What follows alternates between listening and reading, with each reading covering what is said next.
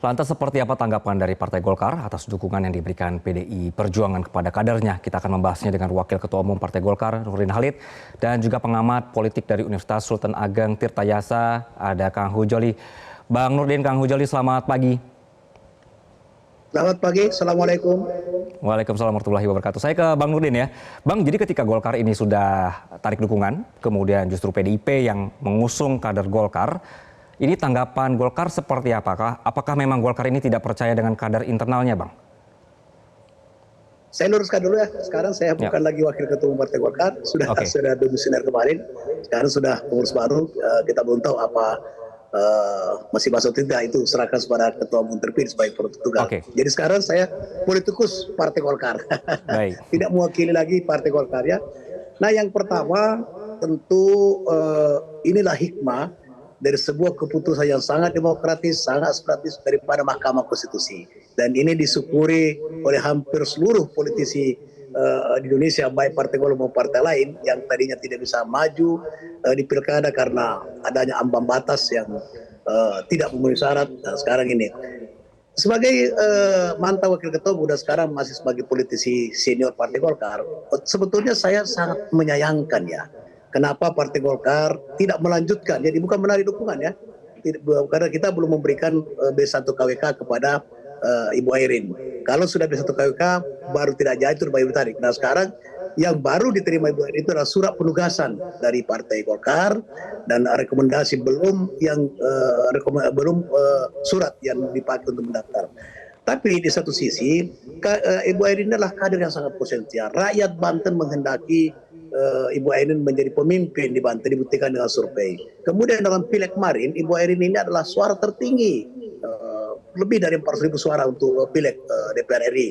Nah, oleh karena itu sebetulnya Partai Golkar mungkin karena pertimbangan nasional ya, pertimbangan bersama koalisi, sehingga ada pertimbangan lain kemudian tidak mencalonkan Ibu Airin. Tetapi harusnya Golkar ini konsisten dengan tagline-nya, suara rakyat adalah suara Golkar, suara rakyat. Jadi saya termasuk orang yang sangat menyayangkan tidak mencalonkan ini. Tapi tidak ada permasalahan yang perlu dipersoalkan karena ada partai lain yang tentu berterima kasih. Sebagai pribadi saya berterima kasih kepada PDIP yang mencalonkan. Tapi mudah-mudahan Ibu Airin tetap di Golkar karena dia adalah salah satu kader potensial di Golkar.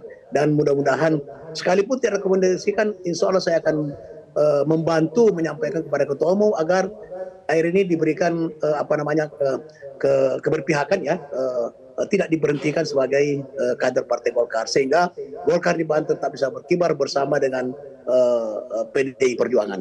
Begitu. Oke, menurut Abang berarti ini Golkar rugi dong?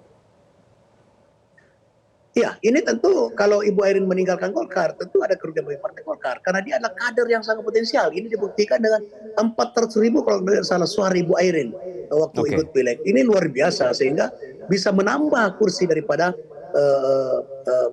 Partai Golkar di provinsi maupun di pusat untuk provinsi Banten. Tentu ada kerugian dari sisi daripada elektoral untuk itu. Nah, oleh karena itu saya akan mencoba menguruskan, menyampaikan kepada Pak Bahlil supaya Ibu Airin ini diberikan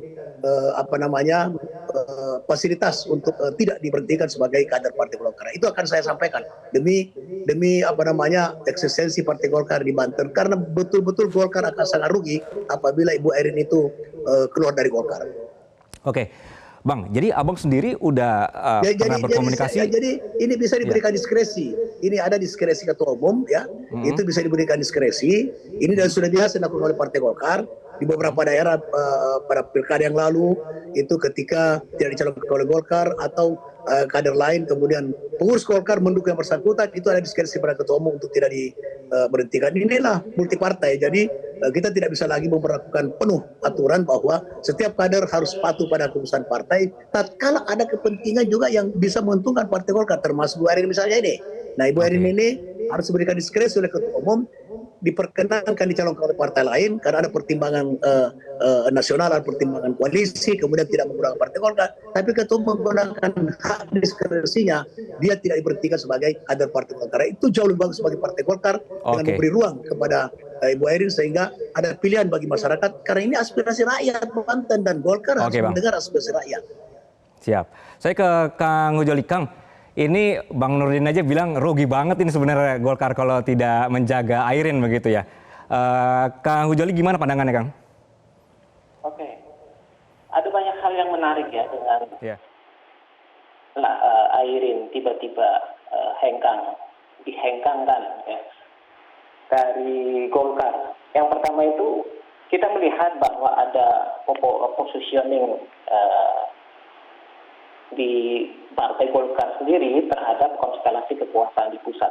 Karena kita bagaimanapun tidak bisa menafikan bahwa pilkada saat ini adalah menu pusat. Ya. Jadi siapa-siapa yang bertarung adalah mereka yang memang mendapatkan restu dari pusat untuk bertempur di daerah.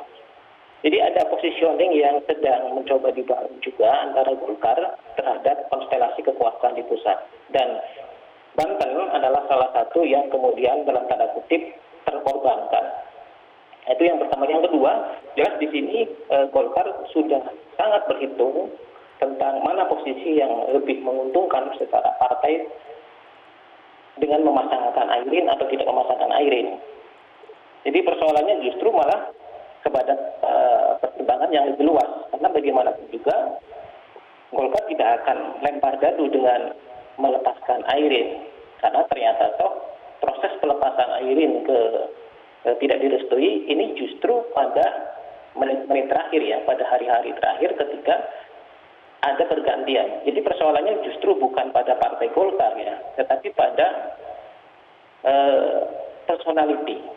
Persoalannya kepada leadership. Ketika ada perubahan leadership, terus kemudian ada perubahan sikap secara kepartean. Kang, ya.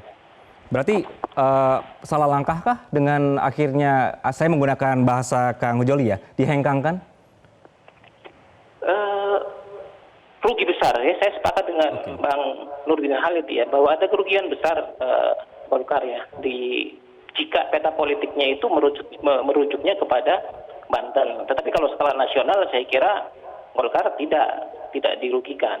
Tetapi di daerah, ini harus juga berhitung bagaimanapun juga Golkar dia cukup mengakar dan kuat di Banten.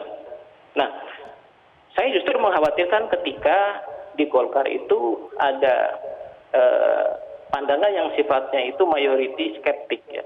Banyak orang yang semula berharap ada pertarungan yang fair di Banten, tiba-tiba ada perubahan seperti itu. Maka orang yang banyak itu kemudian menjadi skeptis.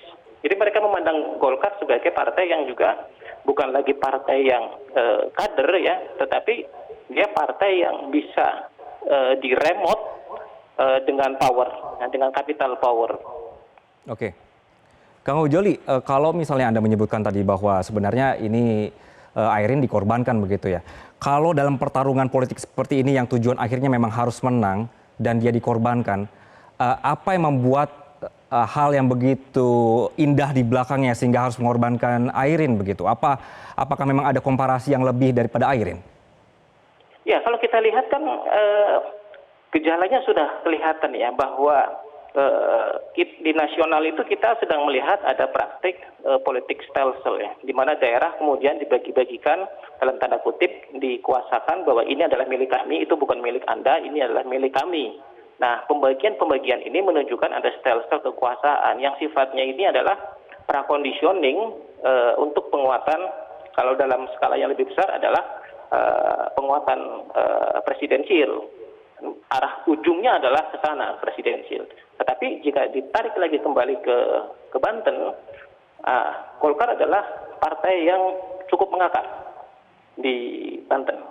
Oke. Dan Airin itu juga memiliki elektabilitas yang kemarin kita lihat itu cukup tinggi pula. Nah ini yang harus diperhitungkan juga. Oke. Saya ke Bang Nurdin. Bang Nurdin, kalau misalnya Ketua DPD Golkar Banten sendiri aja ini akhirnya minta izin untuk mendukung Airin begitu. Nah, apakah ini justru mempertunjukkan ke publik bahwa memang ada sesuatu komunikasi yang salah di Golkar khususnya Banten, Bang? Sebetulnya tidak ada komunikasi yang salah ya. Yang ada adalah bahwa ada kepentingan di tingkat nasional yang harus didahulukan diganti kepentingan lokal. Itu pertimbangannya, dan ini sebetulnya bukan pada zamannya Pak Bahlil ini, bukan baru sekarang ini. Memang sudah terproses jauh sebelum Pak Bahlil sebagai ketua umum terpilih dengan formatur tunggal. Jadi sebetulnya Pak Bal ini hanya tinggal melanjutkan aja, tinggal menjustifikasi keputusan yang sudah diambil pada saat Pak Erlangga sebagai ketua umum. Ini bukan keputusan ketua umum yang baru, bukan. Jadi proses ini sudah, dan saya paham betul, dan saya tahu prosesnya, ya. Tidak ada kepentingan yang lebih besar dibanding dengan kepentingan lokal. Nah, dianggap lawan itu kepentingan lokal. Tetapi di Golkar ini bukan baru pertama kali. Ini sudah biasa juga ketua umum itu memberikan diskresi terhadap hal-hal seperti ini. Nah, tentu nanti saya akan berjuang kepada ketua umum, dan insya Allah ketua umum bisa memahami, asal dengan catatan bahwa kita konsisten dengan tagline Partai Golkar yang tadi saya katakan, suara Golkar dan suara dan Golkar dan rakyat Banten itu menghendaki daripada Ibu Airin, dan dibuktikan dengan elektabilitas yang sangat tinggi. Nah, oleh karena itu baik ketua Golkarnya Ibu Tatu, dan terimalah saya berbicara dengan Ibu Tatu, jangan sama sekali keluar dari Golkar, kasih tahu Ibu Airin, nanti kita sampaikan secara baik-baik dengan ketua umum Pak Bahlil agar diberikan diskresi kepada Ibu Tatu maupun kepada Ibu Airin, agar supaya tetap dia menjadi calon dari partai PDIP, tapi dia tidak meninggalkan partai Golkar. Dan saya yakin bahwa PDIP tidak mensyaratkan untuk pindah partai terhadap Ibu Airin. Dan ini dengan dibuktikan dengan wakilnya dari PDIP. Dan dalam multipartai membangun demokrasi kita, ini hal yang biasa, bukan baru saat ini terjadi.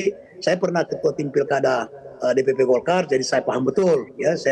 Dan aturan yang ada sekarang itu aturan yang dibuat di zaman saya sebagai ketua tim pilkada pusat Partai Golkar. Nah, oleh karena itu sekarang ini, dan saya yakin Pak Bahlil sangat bijak memperlakukan kadernya dan juga memahami aspirasi rakyat. Pak Bahlil paham tapi tentang kalau itu. bisa jangan sampai keluar dari Golkar, begitu ya Bang Nurdin ya. Bang Nurdin? Ya. Tentu baik. Bang Nurdin, maaf karena waktunya sangat terbatas. Bang Nurdin, saya dapat poinnya. Mudah-mudahan kita akan tetap melihat dinamika ke depannya seperti apa. Berarti tanggal 27 lah kita lihat, begitu ya Bang Nurdin ya. Dan Kang Hujoli, terima kasih juga atas perspektif Anda di pagi hari ini. Jelajahi cara baru mendapatkan informasi. Download Metro TV Extend sekarang.